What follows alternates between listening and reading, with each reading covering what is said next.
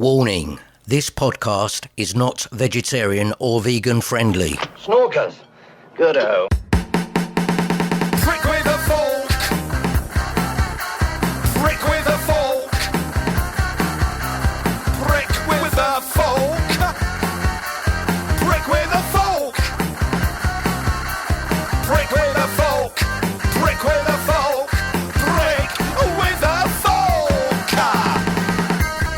Hello and welcome to the latest episode of Prick with a Fork, the Sausage Podcast, the only podcast of its kind in the world that regularly talks about all things sausage related. My name is Duncan, I'm the man behind Prick with a Fork. I do have a partner in crime on this latest episode. More about that in a few moments' time. It has been a while, hasn't it, since we did one of these episodes, and there's a very good reason for that. The kit that I use, my little studio at home, blew up. It's the only way to describe it.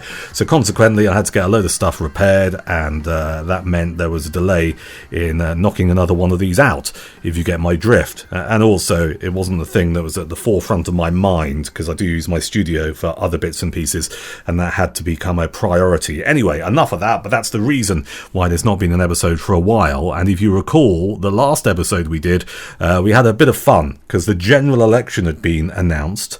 Obviously, it took place on the 4th of July. It was announced back in May, 22nd of May, and we created the National Sausage Party. And we did a little bit of a mock manifesto. So that was the last episode. Obviously, it wasn't serious, though I did get a couple of journalists get in contact and say, is this a real thing? Have you really set up a sausage party? And I was like, no, it's just a cheap way of getting a bit of profile for my podcast. And it's quite interesting because I do some broadcasting on various radio stations, and one of the blokes behind one of the radio stations got in contact. He said, you do realise if you're a candidate for the National Sausage Party, we're not allowed to have you on air because it breaks broadcasting rules. And I was like, no, it's a joke, mate. It's just my attempt at getting some publicity for the podcast. Anyway, if you're listening to this particular podcast, Prick with a Fork, for the first time, and you want to find out more about the National Sausage Party, check out the last episode. You can also go and have a look at the website prickfork.co.uk, where I wrote down our manifesto, or as I like to call it, our porky pledges. Anyway, enough about the past. Let's talk about the future. Oh, before we talk about the future, just mentioning politics again, we have a brand new Prime Minister. You may have noticed. And he's the man who said this. The return of the sausages. The return of the sausages. The return of the sausages. The return of the sausages. It really does make you wonder what was going on in his head that day. Sir Keir Starmer, Prime Minister of this country, giving a speech at the Labour Party conference and somehow confusing the word hostages with sausages, as I'm sure you often do. And it would have been foolish of me not to pick up on that particular slip of the tongue and use it on this podcast, because after all, this is a podcast all about sausages, and there's our Prime Minister who seems to get confused when it comes to hostages and sausages. Right, let's talk about what's on this episode of Prick with a Fork, the Sausage Podcast. First off, I want to recommend some sausages to you, thanks to my mate Simon, who delivered some sausages to me. He came down, we went out for some beers, and then came back and ate some sausages, though not the ones that he was kind enough to bring with him. He brought some great sausages from a farm shop you can find. It's EX5, so it's a little bit out of Exeter. It's on the Sidmouth Road, and it's called the Greendale Farm Shop. I've been there before because I worked down in the West Country for a bit. They've also got a cafe, and they do the best sausages, beans and chips I think I've ever had. Anyway, attached to the cafe is a great farm shop. Simon had been down there, and when he came over to stay with us, he brought some bangers with him, the Greendale Old English sausages, which I thoroughly recommend. So if you find yourself in the Exmouth area, the Sidmouth area, going in and out of Exeter or whatever, it's worth a diversion. The Greendale Farm Shop, which you can find on the Sidmouth Road near Farringdon. Exeter EX5, that is the postcode. They've got a website and everything, so you can Google them and find out more about them. They don't just do Old English sausages, they do loads of sausages, but Simon bought some Old English ones, and I cooked them up a couple of weeks ago, and they were first class. Also, because he gets about, this lad. He bought some sausages from a place in Tunbridge Wells, which is called the Butchery, in a place called Rusthall, which is part of Tunbridge Wells. Again, they were Old English, and they were blooming delicious as well. I had them one night with just some chips from the chip shop, because you know sometimes you just want sausages and chips, and I don't know. I don't think you can create the perfect chip shop chip at home. So I'm lucky enough to have a chip shop literally about a 3-minute walk from this house. So consequently, I put the sausages in the oven. They were cooking, went out the front door, turned right, walked along the street, went to the chip shop, just got a large portion of chips, and we had sausages and chips, and they were delicious. And those particular Old English sausages came from the Butchery, Rusthall in Tunbridge Wells. If you find yourself in that part of Kent, go and check them out, because they look fantastic. They're proper butchers as well. You know, they do some stuff you don't normally see in terms of what's on their meat counter. They've got a Facebook page, which is worth a look. Proper oxtail, some really nice meat products there. The Butchery, Rusthall, Tunbridge Wells. Thoroughly recommend their Old English sausages. Right, on this podcast, we talked to Rory McAllister. Now, Rory and I have done some podcasting before here on Prick with a Fork. He lives in Worcestershire. And one of the things we're trying to do is to make sure that when we talk about sausages on this podcast, they're accessible to you. And what I mean by that is, unless I get it from a supermarket, and that supermarket is a big supermarket like Sainsbury's or Tesco's or Waitrose or M&S or whatever, and there's a good chance you have one of those near you. Unless it's a supermarket sausage, you might not be able to try it for yourself, because some of the stuff that I sample might be from a farm shop, and it could be anywhere, but that farm shop probably doesn't do deliveries or whatever to different parts of the UK. So Rory has been doing some good research, and he's found a place in Herefordshire, Ross-on-Wye, Heinz Meat and Game. So we're going to be sampling their sausages in a few moments' time, and they have a website as well. We'll give you the details, and that means you can have a listen to the sausages that Rory is sampling, my questioning of the sausages and how he finds them and what's in them. And then if you like it and you want to get some, you can go to their website and you can order them online and get them delivered. All right, so we're going to be doing that in a few moments' time. It's 3 sausages, including one that's not a typical kind of banger, from Heinz Meat and Game in Herefordshire in Ross-on-Wye. Looking forward to that. Final little plug and a little bit of a rant here. The plug, just a reminder, you can find us on Facebook. Just search for Prick Fork. You want to send any messages, do it on Facebook. Me, Duncan Barks, lives on Instagram as The Duncan Barks. I'll spell it for you. My name, DUNCANBARKES, The Duncan Barks on Insta, and on X, or as we still call it, Twitter, Duncan Barks, DUNCANBARKES. You want to say hello, get in contact or whatever, that's all of the social media stuff. And of course, there's also the website, prickfork.co.uk. And the rant, well, I'm just very quickly going to keep this as salient and succinct as possible.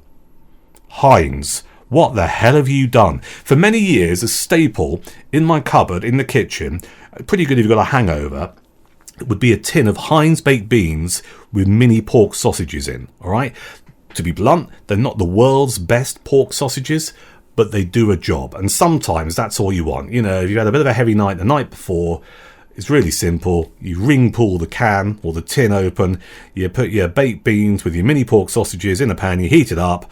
I grate some really strong cheddar cheese over the top, because obviously, you know, I'm a bit of an animal, and I find if you need something in your stomach and you had a few the night before, it's just a good way to get you back up and running, a good bit of ballast. And I've always had a tin of that in the cupboard because it's a good thing to have. Heinz have developed and changed this particular product. You can still get mini sausages in their baked beans, but they've done a deal with, I can barely utter the words if I have to, because we've talked about it before on this podcast. They ain't great. I mean, it's the country's most popular sausage. Doesn't mean it's any good. They're relatively cheap to buy. They only have 42% pork in their sausages. As I always say to people, just think about what the other 58% is going to be. All you've got in there is 42% pork content. I'm talking about Richmond Sausages. Heinz have done a deal with Richmond Sausages, and now when you go to your supermarket and you have a look on the shelves, you'll find your Heinz baked beans with Richmond Sausages. And frankly, I'm never going to have those sausages again, or those beans with sausages ever again, because they're bloody awful. So I don't know what you've been playing at, Heinz, but I think there's a mistake. And I was looking online. People have kicked off about this because apparently the old sausages were gluten-free. The new Richmond sausages that Heinz are now stuck in their tins of beans with sausages are not gluten-free. People have kicked off about it. So Heinz, I think you have made a mistake there. And if you want a bit of advice, just go back to what it used to be, because we all like them. Right, a final mention before we hook up with Rory. I want to say hello to a great contributor to this podcast and also to my social media. His name is John Herbert. John gets about, this boy, and he's sent me a load of pictures in the last couple of months of various sausage-related, food-related experiences, including, it looks like scrambled egg. A scrambled egg? There's scrambled egg, bacon, and a couple of sausages that have been cut open lengthways. Then there's another plate of chips, fried eggs, sausages and beans. So I don't think he's had both those plates. I think he was eating with someone. But they look tremendous, and it's from the Two Flags Cafe in Oakham on the A47. He says £18 and free refills. Bloody marvellous. And it does look bloody marvellous, John, so thank you for sending that over. So if you're out and about, Two Flags Cafe, Oakham on the A47, top tucker to be had. He's also been to Crowborough in East Sussex, which is not a million miles away from me here in West Sussex. And he sent me two pictures, one of a packet of sausages and the other, the sausages cooked with mash and peas. I mean, what else do you need? This particular sausage maker, or rather the butcher, is CL Leppard. CL Leppard. And they've got a place in Crowborough in East Sussex, and also I think somewhere else in East Sussex. I looked at their website. I think they've got 3 shops in total, one definitely in Crowborough. I think the other was Mayfield, I think. Anyway, John, keep up the good work. Love getting your messages, love finding out where you've been eating sausages and what you make of them as well. And if you're listening to this and you're not John and you want to contribute, then do it via all of the social media stuff that I mentioned earlier, or go to the website prickfork.co.uk, and on the website there's a little facility there to send a message, which basically just gets turned into an email. Prick with a fork. So looking forward to once again talking to this guy who was on our podcast a while ago, and it's a pleasure and an honour to have Rory McAllister back on Prick with a Fork. How's it going, Rory?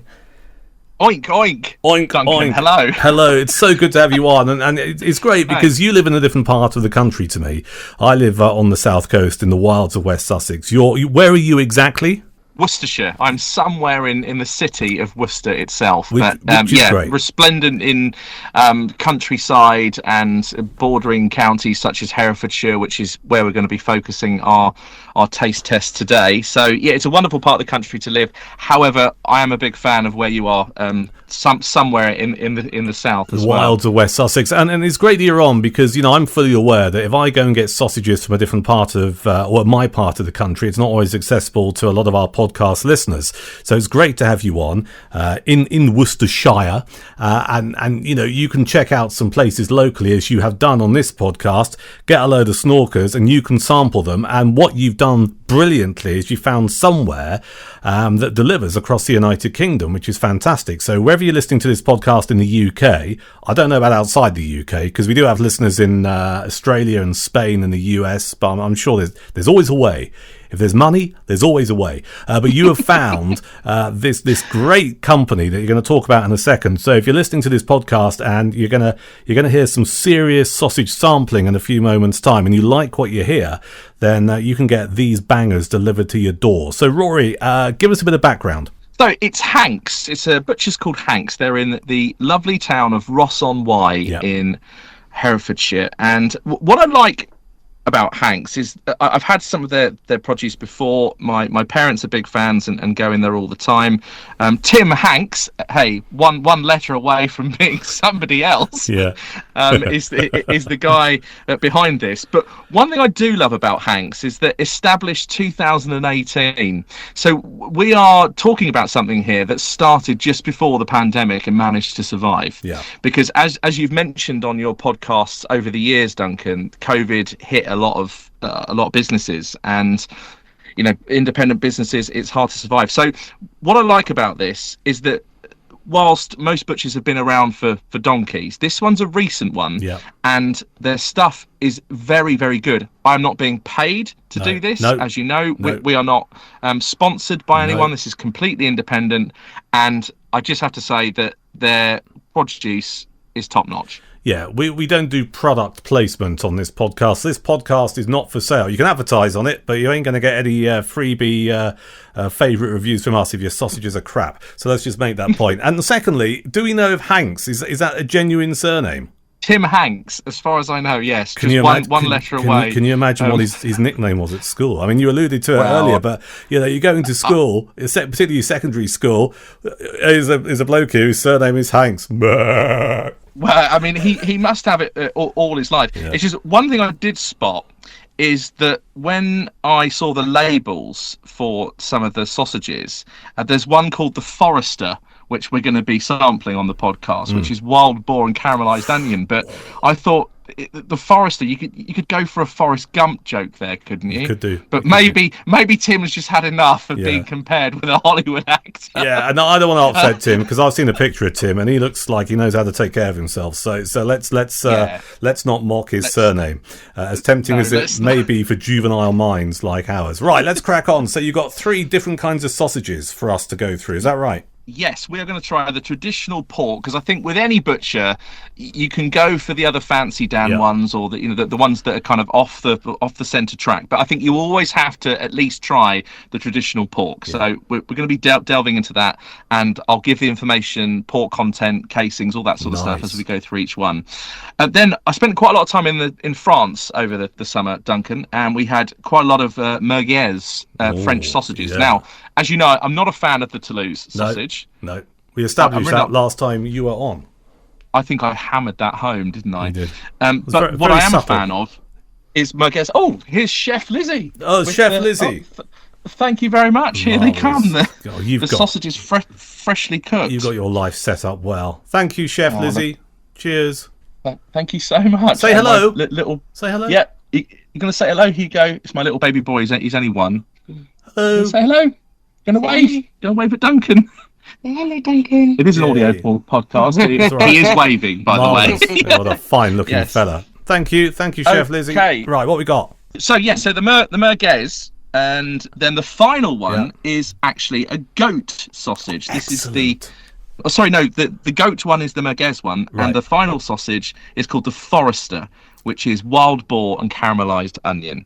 Now, I've never had a goat sausage. I've got a mate who I drink with called Jay, who's a big fan of goat sausages, and he says it's quite hard to get hold of them. So I'm going to flag this up to him when we do the details at the end, because they'll like this. And I'm looking forward to your goat sausage experience. You're showing me a lovely plate of snorkers there, 1 of each. They're looking good. How are they cooked? In the oven, as per normal? Duncan, I did what I now call the DOM method.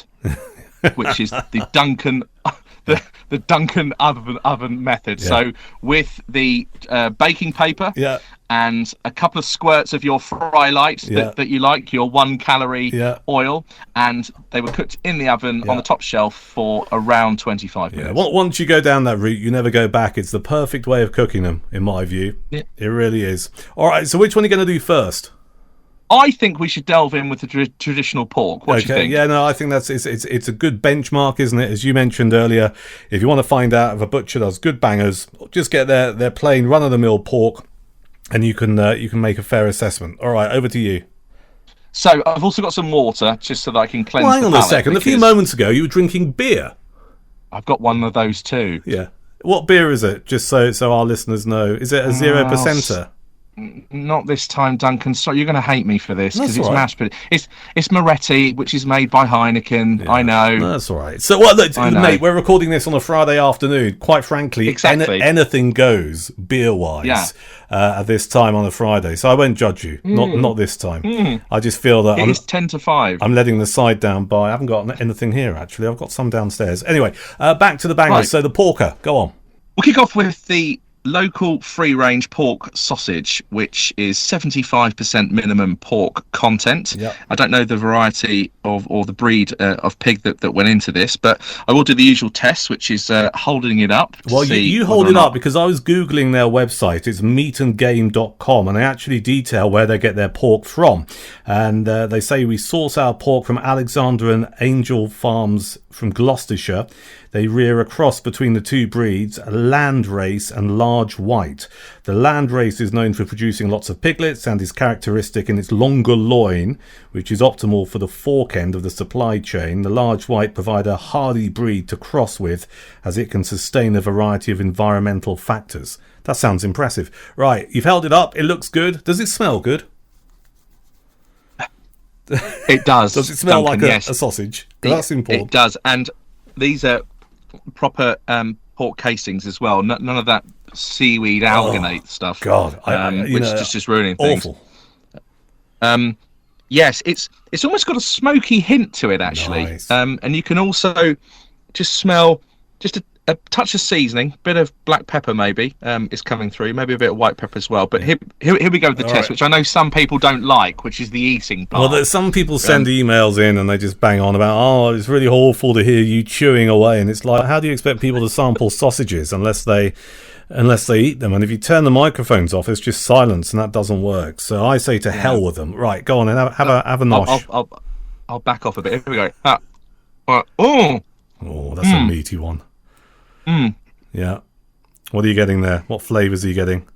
straight away I had to really bite through the casing, which was great. Always I love good. that. Always pleasing. It's quite coarse as well, which I quite like. Yeah.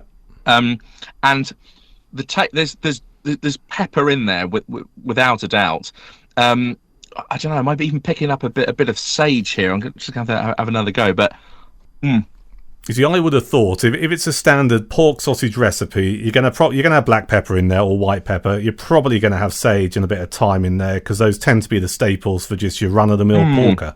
Did I see on their website as well that they do use a combination of belly and shoulder? I think I did. Yeah, that's correct. Yeah. So it's quite a coarse sausage, which I quite like. This is definitely a breakfast sausage. Yeah.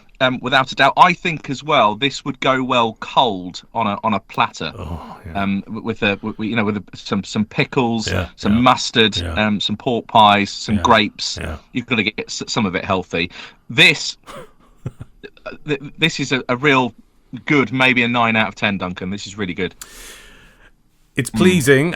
Whilst Rory continues to chomp down on this particular pork sausage, the run-of-the-mill porker from Hanks, the website, and they deliver UK-wide as well. It is meatandgame.com, meatandgame.com. A 9 out of 10, that's a pretty hefty score. I mean, we never give 10 out of 10s on these podcasts because that has to be, frankly, an orgasmic sausage. And one day, that day may come. But 9 out of 10, that suggests that these are a no-brainer. If you're looking to get some bangers delivered to your front door, check out Hank's website and go for the pork traditional sausage. Is that good? Oh, that's excellent. Really good. You're making me so hungry. Not that fatty either, which is quite nice. Nice. What's the texture like, Rory? Sorry to interrupt. Is it quite coarse, the meat inside?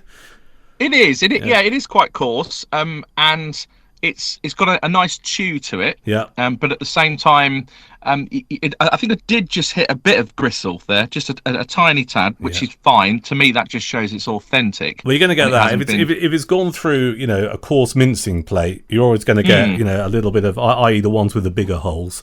For those who can't get their head around it, you're going to get the odd bit of gristle. But as you say, I mean, that's proper.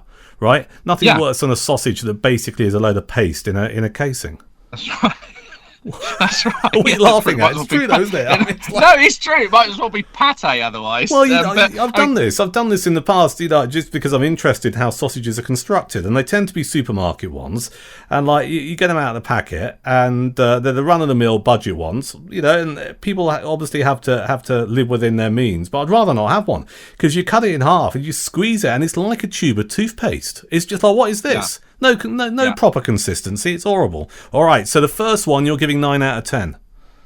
I said it's definitely a solid 8. Okay. I think 4 of these was £2.43. Right. Okay. That's a very good price. I think so. Yeah, that's good. Very good. Yeah. Price per kilo, I think is £8.99. So a kilo of these things is going to cost you £9. All right. So that's number 1. What's number 2? Mm-hmm.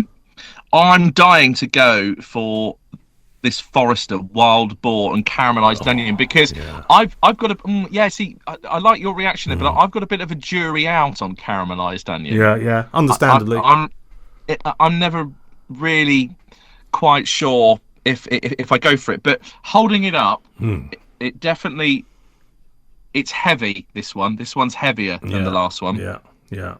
This was the one that won the Taste Award. Okay. And it's from the Forest of Dean, I think, hence why, of course, the Forester, which is nearby to Ross-on-Wye. Yeah. And minimum pork content, 80% on this one. So it's got slightly more pork, another 5% of pork. It's solid. I can squeeze it like that. Yeah. I'm squeezing quite hard, and it's not breaking. No. And that's good. That is good. So, ready? Yeah, and I'm with you on... I mean, the older I get, and I've got a few years on you, I want my food to be as not fussy as possible. So when I read caramelized onion, a bit of me kind of goes, ooh. But it's going to be slightly different in a sausage. So you're not going to have the kind of, I don't want to say the word fanciness, but you're not going to have that, it's caramelized onion. You might just have a nice hint of slightly sweet onion, which is no bad thing in a banger. So have you just eaten some? No, I'm just about to do it now. I was wondering because you're salivating massively. I thought you put some in your mouth. Right, go on then. Crack on. I was just thinking, is he going to shut up? You're like my dog when he's like dripping out. It's like Bertie. It's like you're dripping out your lips and your garbs. Right, go on then. Oh, here we go. Put you out of your misery. Yeah. Now, what I'm interested in, I want to know if you can kind of taste any of the caramelized onion. Yes. Yeah. Yes, you can. And you really can. And this straight away is a bangers and mash sausage. Yeah. Without a doubt in my mind. Yeah. This works actually. This caramelized onion really, really works, because sometimes I've bitten into one and you've got a string of onion, maybe about 5 millimeters long or something. But this is really, really well minced. It's a much more solid sausage. It's a better bite. This one. Than the pork sausage. So like that, I did say an 8 or 9 for the pork sausage, so I might have to go 8 to give this on the last one to give this a 9. It's really good.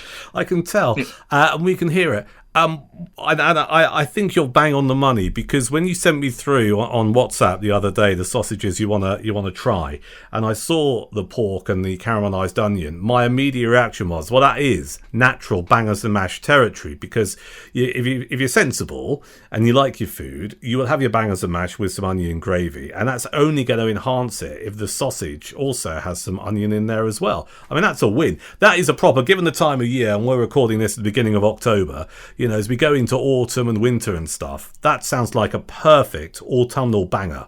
Yes. This is, for me, this is definitely not for a breakfast plate. And also it is wild boar, so it has a stronger taste, because we're really now going down more of a game. Sorry, I said pork, wild boar and caramelized onion, and boar is naturally more flavoursome and it's stronger, so it works.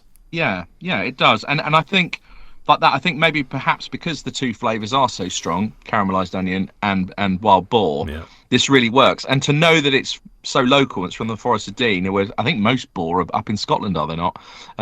But this is... I think you'll find most boars are in the Houses of Parliament, but never mind. You're right, though.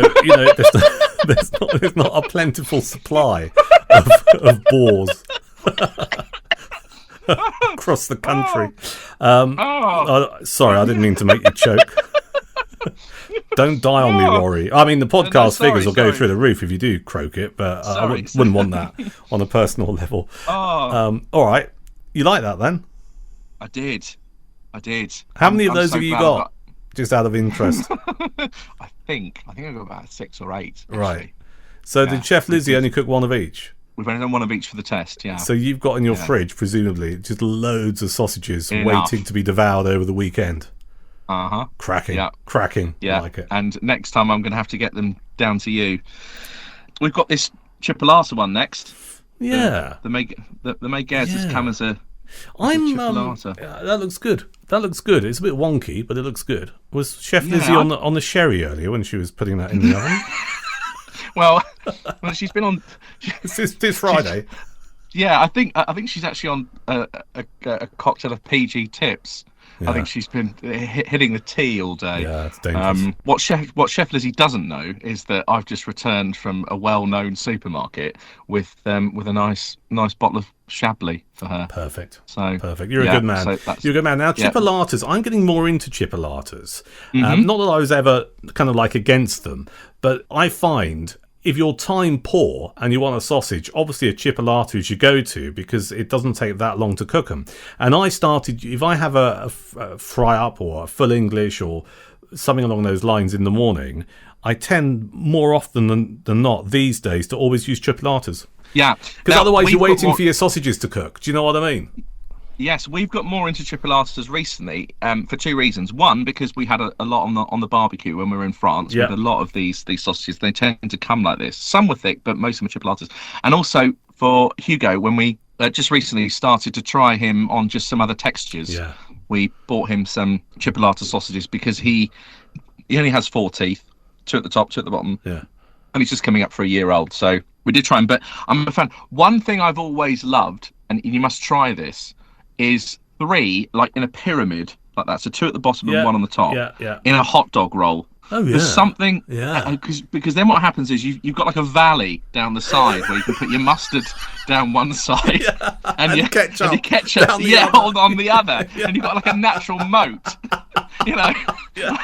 So it doesn't all squidge over the side. This is not a normal conversation, but it's a bloody beautiful one. That's absolutely right. You create a valley, and I'm so glad you said that with the ketchup and the mustard, because I think you need both in a hot dog. Yeah.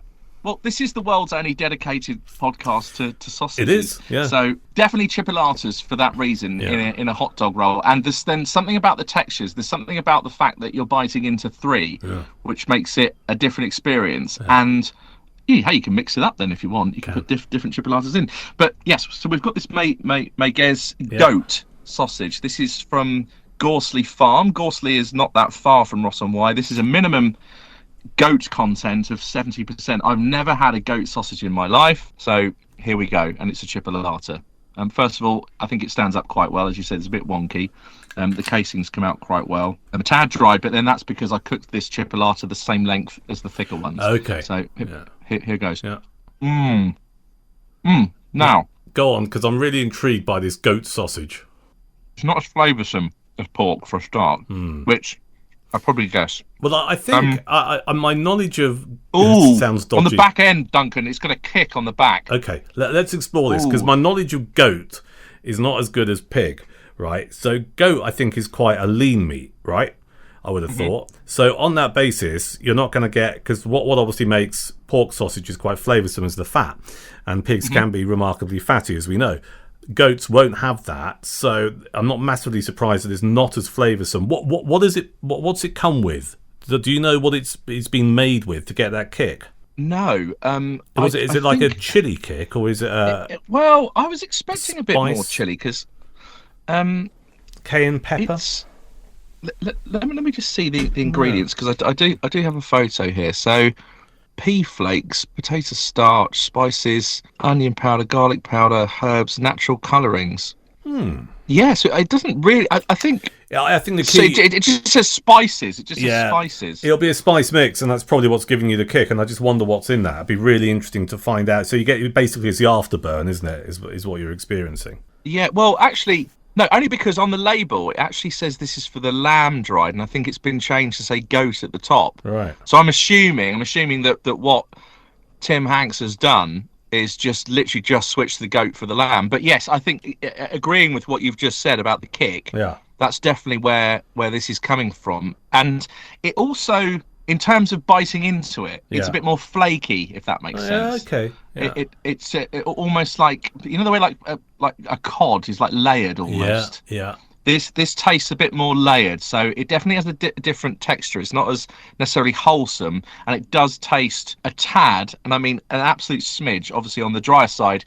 And I think that's because we've established that it doesn't have as much fat in it than the other sausages. So this is the question I want you to answer. Given what you've just experienced taste-wise, where or what kind of scenario could you see that sausage being eaten? Is it a barbecue sausage? I think it might be. That would be my reaction to it, because you probably wouldn't have goat sausages with your mash, would you? You wouldn't have it at breakfast time. I don't know. Would you have it, let it go cold and have it with a platter, as you mentioned earlier? I don't know. What do you think would be the best scenario? It's the latter, so therefore platter, Duncan. It's the latter, platter. I wouldn't go for a barbecue on this one. It's a bit too fancy, and there's not enough in terms of a barbecue. You need big, thick, gutsy stuff, don't you? You need to get fed. A lot of people get hungry. There's a lot of alcohol consumed. It would work absolutely perfectly if you cooked these up and chopped them into maybe 10 centimetre length or 5 centimetre length. Sorry, what am I talking about? Sorry, 1 centimetre or 2 centimetre lengths. With cocktail sticks as part of a platter, and almost have it as your wild card, as it were. It's like right, everyone. Just this is the pattern. There's the traditional thing. But basically, if you're not an estate agent, right, try these is what you're saying, because we all know that estate agents famously just eat bland food, right? So you would basically go. They're called Rob. And they listen to Coldplay. So what you. But basically what you're saying is, if you like your food, you like being adventurous, try one of my goat chipolatas. Yes, this song is paradise. It's very nice. It's very nice. I think it works as a left field wild card sausage. I don't think it'd be for everybody. I've left some so that Chef Lizzie can sample some of that. But those are the three from Hanks in Rusthall. This has been great, and thank you for sourcing them, and thank you for joining me on this particular episode of the podcast. Out of those three, if you had to plump for one that you are gonna, I don't know, take to a desert island, eat for the rest of your life, bearing in mind that they all have their own individual qualities and positives, but is there one there that really stands out for you? There's another one, but we couldn't get it because the last Sunday I also tried their black pudding sausage, and that was filth. That would be pushing a 10, I think, Duncan. It really would. I mean, I'd have to do another test. My Desert Island sausage from Hanks in Ross-on-Wye, meatanggame.com, is their traditional pork. I could eat these all day long, and I think I could eat those in their multiples. I could easily eat all 6 of those, or 8, or however many I've got in the packet. I could just eat them all at once. They're absolutely gorgeous, really, really nice. Hot and cold would work on any dish. I think it's more of a breakfast sausage, but you could also use it, I think, as well in a platter spread, cold as well. Mate, it's been an absolute joy. Thank you. We'll do another one again soon if you're up for that. If you go on your sausage hunting, and I need to up my game a little bit and find some stuff down here that people can also get online, mail order as well. But we'll get you back again soon. Rory, thank you. Yes, and thank you to everyone at Hanks for supplying the sausages. It was very, very kind of you, and we look forward to hearing your reaction to our review on Prick with a Fork, the world's only dedicated sausage podcast. Just a reminder of that website, meatandgame.com, meatandgame.com. Prick with a Fork. Lovely job. Right, thank you, Rory. We'll do it again soon, and thank you very much for listening to this episode of Prick with a Fork, the world's only sausage podcast, talking about all things sausage related on a regular basis. If you know someone who might enjoy this podcast, please spread the word. Tell them all about Prick with a Fork. You can find us on Spotify. You can find us on Apple Podcasts. We have our own website, prickfork.co.uk. There's episodes on there.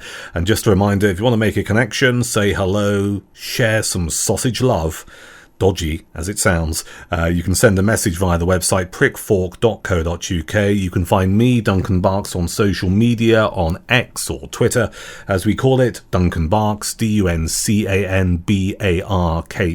On Instagram, it's The Duncan Barks. And on Facebook, we have a Facebook page, which is simply called Prick Fork. Do make a connection and do say hello. Right, thank you for listening, and until next time, happy sausage eating. Oh, we've got bangers and snorkers. I'm so in love with those porkers. Sizzle or fry, that's what I like. As long as it's real, you'll never butcher my pride. I love my blood sausage, whether black or white. I'm like a hot dog in mustard. Since a new way of stuffing I've discovered. Oh, Bratwurst is fine, Bratwurst delights. Cumberland rocks with an onion side. Salami, Boudin, Savoy, I'm a pig hog high. Oh yeah, la la la. As long as it's in a skin, it's